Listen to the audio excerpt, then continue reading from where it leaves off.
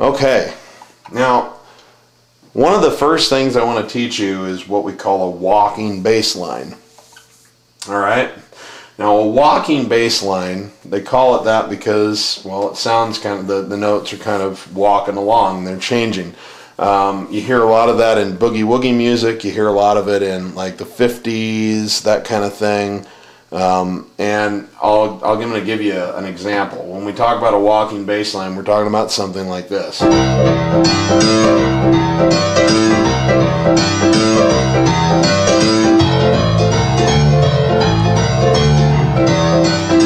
Every song from the 1950s sounds exactly like that. I mean, seriously, one of the gags that I do when I'm out on a gig is to sit down and just play a walking bass line riff like this and say, you know, I'm going to play like 10 different songs and I'm never going to change anything. And I'll go, you know, good golly, Miss Molly, you sure like the ball. Then, tutti frutti on a Rudy, tutti frutti on a Rudy, ooh, tutti frutti on a Rudy.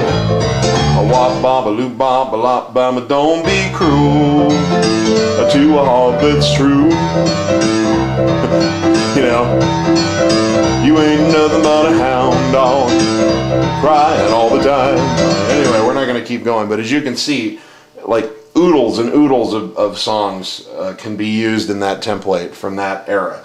So what we're going to do is I'm going to teach you a couple of different kinds of walking patterns that you can use in your left hand, and I'm going to show you what to do with your right hand to just kind of fill out the sound. Very simple. Now, in the key of C, I want you to find not the lowest C on the piano, but one octave up from it. Okay? So there's middle C. Go down one octave and go down one more octave, and I want you to put your left pinky finger right there on that C. Okay? Now, the first pattern that I think is really useful to use goes like this.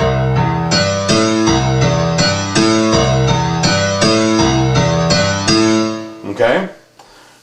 So it's really pretty simple. You give yourself a tempo, and it's a swingy tempo, so it's not 1 and 2 and 3 and 4 and it's 1 and 2 and 3 and 4 and 1 and 2 and 3 and 4 and 1 and 2 and 3 and 4, and you got to use your feel. You know, I can't teach you how to be cool, all right? I can teach you the right notes, but you got to have your own soul. But I trust you. You wouldn't be buying this video if you didn't have any soul, all right? Because we're here to put soul back into music, unlike what most music teachers do, just suck it out of you. So what we're going to do is we're going to start right there on that C, and basically if your tempo are 1, 2, 3, 4, 1, 2, 3, 4, you're going to be playing on quarter notes, which is 1, 2, 3, 4. 1, 2, 3, 4, 1, 2, 3, 4. Okay? So first note is C. Now I like to use my third finger for the next note, but personally I think you can do it in whatever, if you'd prefer to use your fourth finger or whatever you want to do, as long as you hit all the notes. I'm not here to teach you technique. I'm here to teach you the right notes and whatnot, and I'll tell you what I do technique wise, but if something else works for you, by all means just go for it. So we start with a pinky finger on C. The second note is an E natural. Okay, and that's what I like to use. I like to use the old middle finger, the bird there. And then I like to use my index pointer finger on the next note, which is a G. And then you bring your thumb down on an A. Okay? So again, C, E, G, A. That's the pattern, and you just repeat it over and over, okay? So in time, 1, 2, 3, 4, 1, 2, 3, 4, 1, 3, 4.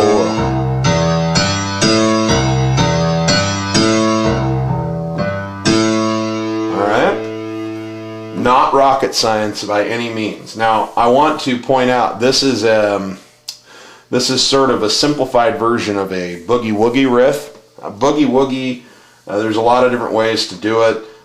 One of the more popular ones is and you do octaves like this. So you play, your pinky comes down on C, and then your thumb up on an octave above it. So it's, and then you just move yourself up that scale in this way.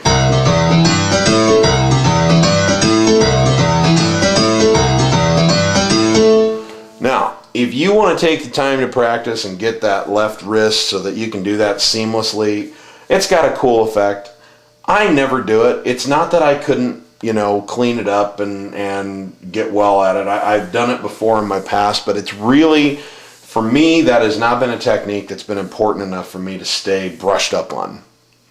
I do not find at the end of the day that there's enough difference in the way it sounds to be playing the boogie-woogie bass from just doing the simple vanilla.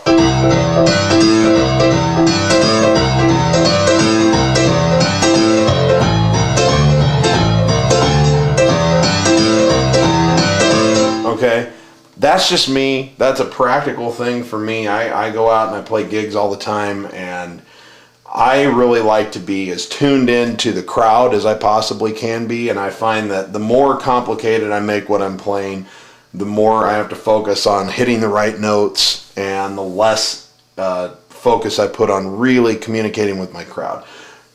Most people who are listening to you play, they are going to give just a hoot and heck one way or the other, whether you're playing, excuse me,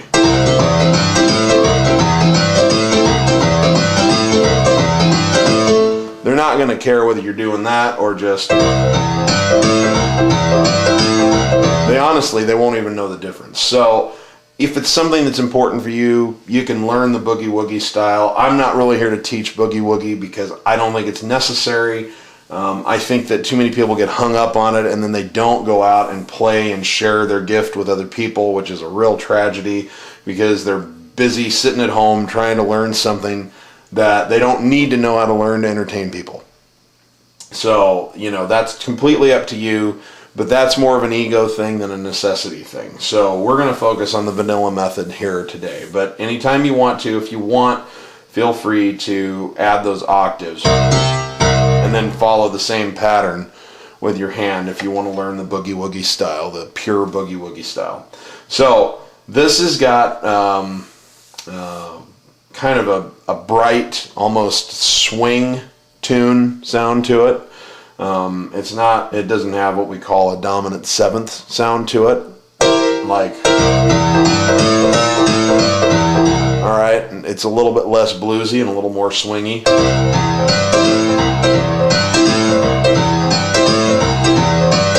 And that's why it really lends itself well to the 50s, because it was a very kind of light, bubblegummy period of time, but it's a cool lick. So your left hand again is just C, E, G, A, and you repeat that, okay?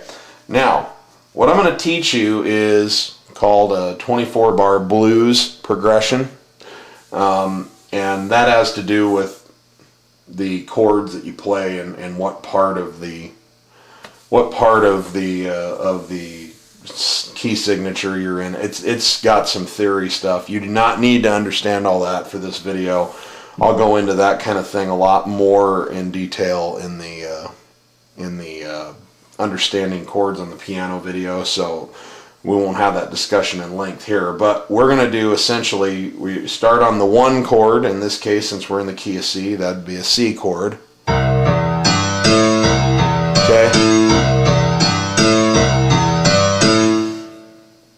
Now we're also going to learn the 4-chord progression of the same thing, which is F. So it's really up to you whether you want to do this up or down. I prefer when I'm in the key of C to jump down to this F, but you could, if you wanted to, go up to this F. So pick your poison. It's okay. An F is an F. So we're down here. We go through this progression one time. 1, 2, 3, 4. Now pinky comes down to this F, or to that one, and this time it's F, A, C, D. It's the same thing, only in a different key. So practice that for a second or two with your left hand. Just go over it in F. First go over it in C, and then just go over it in F. Okay, and then the other one that you're going to need to learn is we're going to do that same thing with starting on a G. So move your pinky up to a G. And the notes are G, B, D as in dog, and E. So just practice that. Okay? In this particular setting, we're going to refer to the C as the 1, the F as the 4, and the G as the 5. Okay? So here's how the progression goes in time. Okay? A 1, 2, 3, 4, a 1, 2, 3. You start out 1, 4, 1, 4, 1, 5, 4, 1. Okay? So if you're counting it, the reason we call it a 24 bar blues is if you count out loud to yourself, it's a 1, 2, 3, 4, 2, 2, 3, 4, 3, 2, 3, 4, 4, 2, 3, 4, 5, 2, 3, 4, 6, 2, 3, 4, 7, 2, 3, 4, 8, 2, 3, 4, 9, 2, 3, 4, 10, 2, 3, 4, 12, 11, 2, 3, 4, 12, 2, 3, 4. Sorry, I got lost. As you can see, we go through 12 rounds of 4 counts in that progression. And typically, when you're playing a solo or something like that, these are set up in 24 bar phrases, so you do it twice. So that's why they call it that. Not really that important for you to know, but just remember that. So you've got 1, 2, 3, 4, switch to the F. So C, F, C, and C again, F, F again, C, C again, G, F, C, and C again. That's your, I guess that would be your 12 bar blues. You know, if you play it twice, it's 24 bar blues. In terms of the chord progression. And we'll talk again more about that in the other video. So that is sort of what your basic pattern is that I want you to work on. So pause the video and just sit down and really get that under your fingertips. Get really comfortable working. Not only, I would start by practicing this line.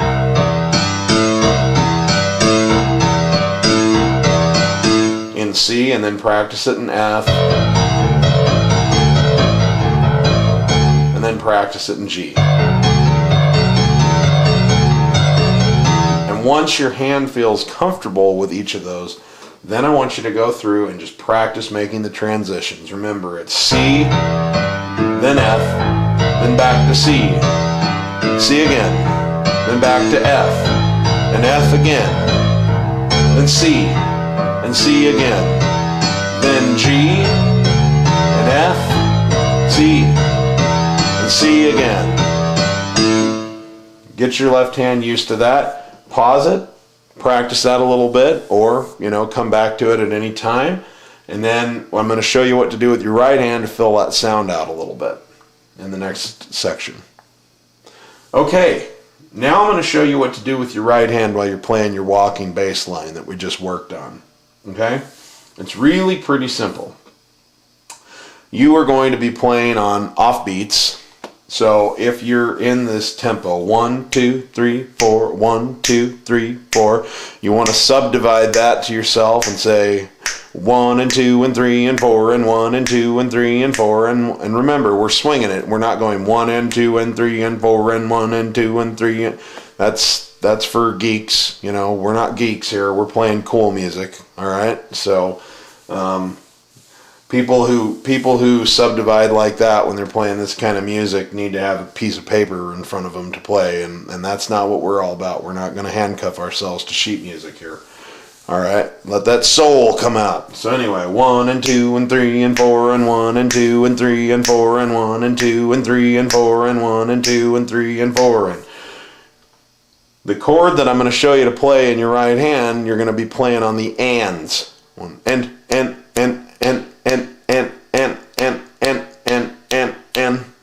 So in other words, your left hand will hit a note and it'll be followed by a chord in the right hand.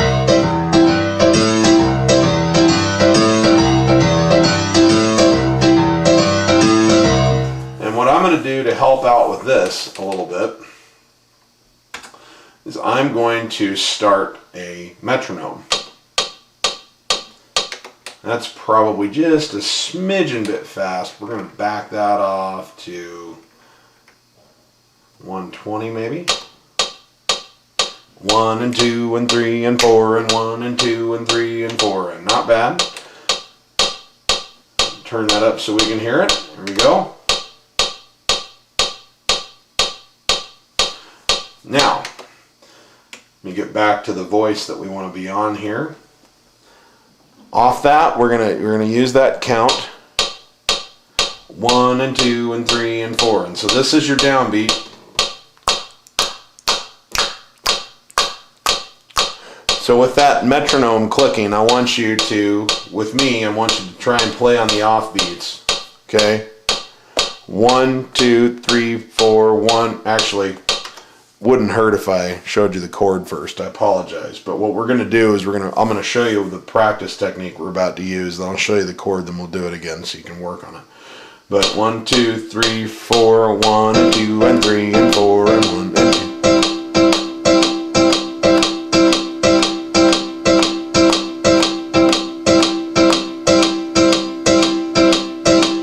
Okay?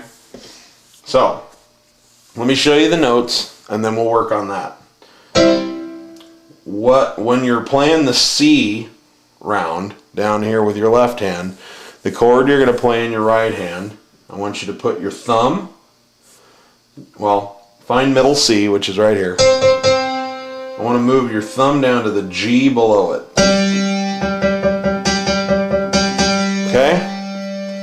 Now put your middle finger, that one, you know, the one that you use when you're upset at another driver, put that on middle C, and put your pinky up here on E natural. Okay?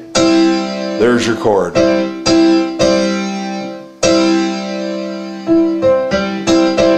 Pretty simple. That's the C chord. And we're just going to work with the C chord for a second and see if we can get the concept down. Then I'll show you what the F chord and the G chord look like. So, now I'm going to start this metronome click up again, and if you have a metronome at home you can do this anytime that you want, or you can use this section of the tape, but we're going to start this up. Now remember, this is the downbeat. The clicks 1, 2, 3, 4. 1, 2, 3, 4. You want to play on the space in between them, the ands. 1 and 2 and 3 and 4 and 1 and 2 and 3 and 4 and. Okay? So form the chord G, C, E. 1, 2, and here we go 3, 4, 1.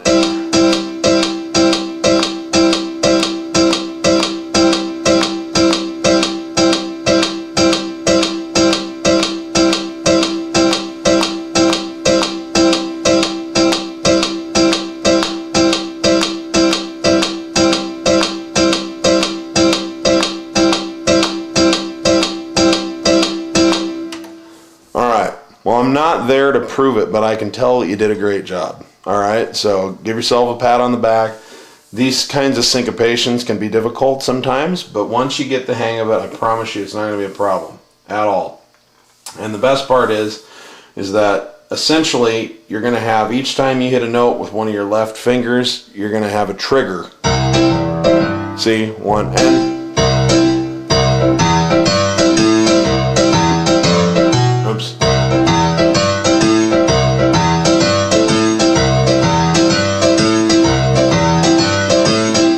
So they almost kind of play off each other because your left hand is saying play, play, play, play, play, play, play, play, that's how it all works out in the end. So once you feel comfortable, you know, practice with your clicks. Just practice playing on the off tones, or on the off beats rather, with that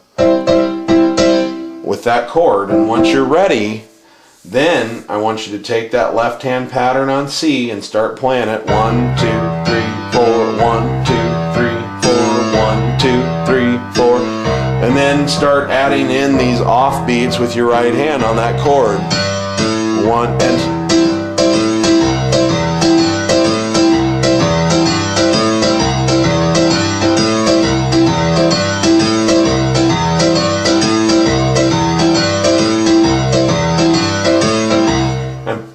practice it at a lot of tempos. Play it as slow as you need to get started, but work on being able to go.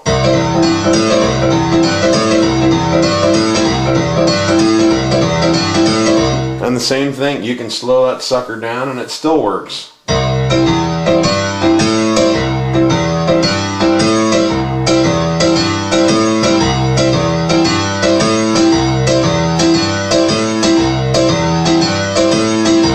That's your concept. Your left hand is the on beats. Your right hand is the off beats. Okay? But it's very simple. It's just that chord over and over. 1 and.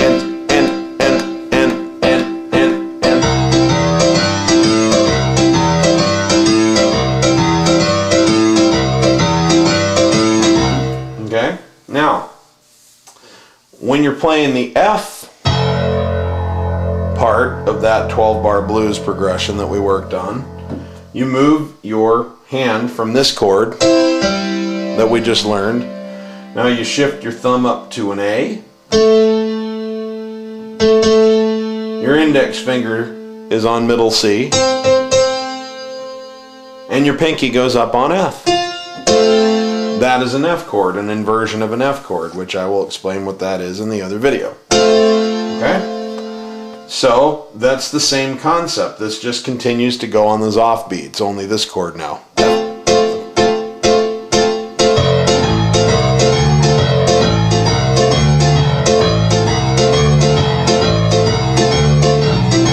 Oops.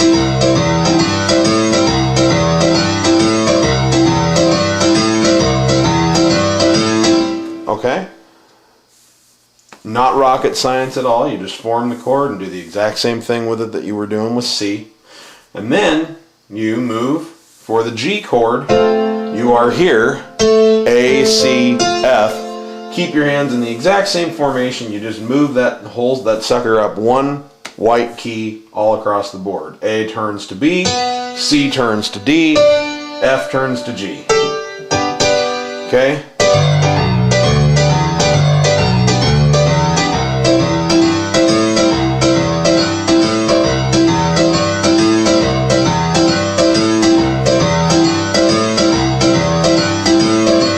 Okay, so the whole thing together then sounds like this. C, F, C, C, F, F, C, C, G, F, C.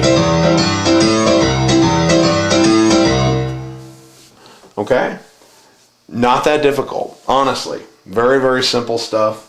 You know, putting it all together, I mean, it could take you some time, but I promise you, if you practice it, it will come together. It's just a matter of it all clicking in your brain. Because remember one thing.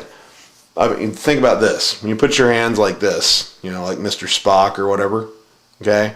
Then try putting your hands like that, okay? Totally different part of your brain. Now try and shift back and forth between them, you know? It's not supposed to be easy. It's different, you know. There's nothing about that. It's the same kind of thing. If you're having trouble with that, just keep practicing it. Keep working with the philosophy, with the techniques or whatever that I'm teaching you, and I promise you it will come. We have a tendency as adults to abandon things after we failed at it a couple of times. We really need to go back to our childhood roots and learn from ourselves. We would never have learned to walk and talk if we gave up that easily when we were kids. I guarantee you. you fell a lot of times before you learned how to finally walk. If this is something you want to learn to do, I promise you can. For some people, that'll come really simple. For some people, it'll take a little bit more time, but it doesn't matter. It doesn't matter. This is your journey and your journey alone. You don't have to compare yourself to anybody else. This is about making playing the piano more fun for you. I promise you can do it. So just keep at it if it's giving you any trouble.